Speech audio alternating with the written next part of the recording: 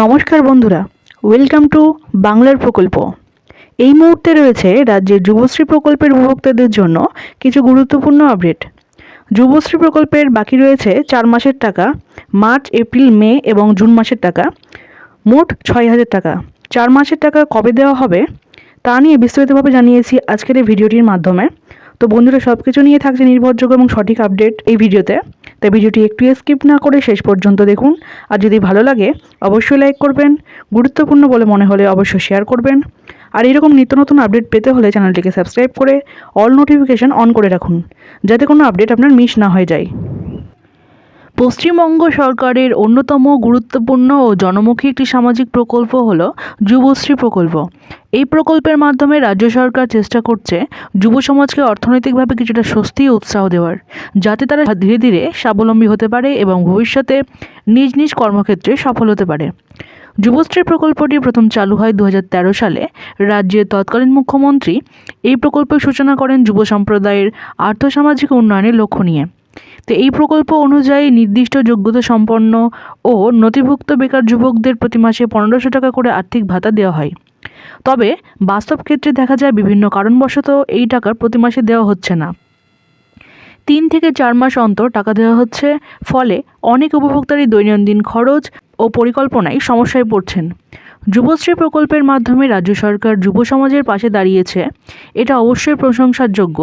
তবে এই প্রকল্প আরও ভালোভাবে চালাতে হলে ভাতা যেন ঠিক সময় দেওয়া হয় তা নিশ্চিত করতে হবে। 2025 সালে যারা অ্যানেক্সা 3 ফর্ম অনলাইনে বা অফলাইনে জমা দিয়েছেন এবং যাদের স্ট্যাটাসে লাইভ কেস লেখা রয়েছে, তাদের জানুয়ারি ফেব্রুয়ারি মাসের টাকা মার্চ মাসের 24 থেকে 27 তারিখের মধ্যে ব্যাঙ্ক অ্যাকাউন্টে পাঠানো হয়েছিল। কিন্তু এখনও পর্যন্ত মার্চ, এপ্রিল, মে এবং জুন এই 4 মাসের টাকা বকেয়া রয়েছে। তো এই 4 মাসের এই বকেয়া টাকার পরিমাণ দাঁড়ায় 6,000 টাকা। জুলাই মাসের মাঝামাঝি হয়ে গেলেও এখনও পর্যন্ত সেই টাকা উপভোক্তাদের অ্যাকাউন্টে পাঠানো হয়নি। এই প্রকল্পের সবচেয়ে বড় অসুবিধা হলো উপভোক্তারা নিজেরা তাদের পেমেন্ট স্ট্যাটাস অনলাইনে দেখে নিতে পারেন না। অনেক অন্যান্য সরকারি প্রকল্পে যেখানে অনলাইন চেক করার সুবিধা রয়েছে, সেখানে যুবশ্রী প্রকল্পে এখনও সেই সুবিধা চালু হয়নি। ফলে টাকা কবে আসবে বা আদৌ আসছে কি না তা জানার জন্য উপভোক্তাদের হেল্পলাইন নম্বরে ফোন করে জানতে হয়। বর্তমানে সেই হেল্পলাইন নম্বরে যোগাযোগ করলে জানানো হচ্ছে এখনও ফান্ড মঞ্জুর হয়নি, তবে ফান্ড আসা মাত্রই সেই টাকা উপভোক্তাদের ব্যাংক অ্যাকাউন্টে পাঠিয়ে দেওয়া হবে বলে আশ্বস্ত করা হচ্ছে। বিগত অভিজ্ঞতা বলছে অ্যানেক্সা 3 ফর্ম ফিল আপ শুরু হওয়ার আগে সাধারণত বকেয়া টাকা দিয়ে দেওয়া হয়। তো সেই সূত্র ধরে আশা করা হচ্ছে জুলাই মাসের মধ্যেই অন্তত 2 মাসের টাকা অ্যাকাউন্টে আসতে পারে। জুলাই থেকে ডিসেম্বর মাসে টাকা পাওয়ার জন্য অ্যানেক্সা 3 ফর্ম পূরণের সময় এসে গেছে। বিগত কয়েক বছরের ধারা অনুযায়ী এই ফর্ম পূরণের নোটিশ সাধারণত জুলাইয়ের প্রথম অথবা দ্বিতীয় সপ্তাহে প্রকাশিত হয়ে থাকে। যেমন 2023 সালের 10 জুলাই থেকে ফর্ম পূরণ হয়েছিল, তবে 2024 সালে লোকসভা নির্বাচন থাকার কারণে সেই প্রক্রিয়া কিছুটা পিছিয়ে গিয়ে শুরু হয়েছিল 5 সেপ্টেম্বর থেকে। তো সূত্র মারফত জানা যাচ্ছে এই বছরও অ্যানেক্সা 3 ফর্ম পূরণের নোটিশ আগামী কিছুদিনের মধ্যেই ওয়েবসাইটে প্রকাশিত হয়ে যাবে। তো সময় মতো অ্যানেক্সা 3 ফর্ম ফিল আপ না করলে কিন্তু আপনার নাম যুবশ্রী প্রকল্প থেকে বাদ পড়ে যেতে পারে। আর যে সকল উপভোক্তারা 2025 সালে যুবশ্রী প্রকল্পের নতুন লিস্ট অনুযায়ী অ্যানেক্সার 1 ও অ্যানেক্সার 2 ফর্ম জমা দিয়েছে, তাদের স্ট্যাটাসের ঘরে আপডেট চলে এসেছে।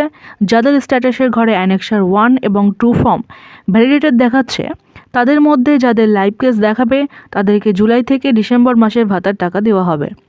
যারা এই বছর নতুন লিস্ট অনুযায়ী আবেদন করেছে এবং যারা টাকা পাবে, তাদের অ্যানেক্সা 3 ফর্ম ফিল আপ শুরু হবে 2026 সালের জানুয়ারি মাসে। এখনও পর্যন্ত সরকারি তরফে কোনো নির্দিষ্ট ঘোষণা না এলেও অনেক উপভোক্তার চোখ এখন জুলাই মাসের দিকে, কারণ বহুদিন ধরে অপেক্ষায় থাকা এই টাকাগুলো পেলে অনেকেই কিছুটা স্বস্তি পাবেন। তো বন্ধুরা, এই ছিল আজকের যুবশ্রী প্রকল্প নিয়ে ছোট্ট একটা আপডেট। ভিডিওটি ভালো লেগে থাকলে অবশ্যই লাইক করবেন এবং এরকম নিত্য নতুন আপডেট পাওয়ার জন্য চ্যানেলটিকে সাবস্ক্রাইব করে পাশে থাকবেন। ভালো থাকবেন, সুস্থ থাকবেন। ধন্যবাদ।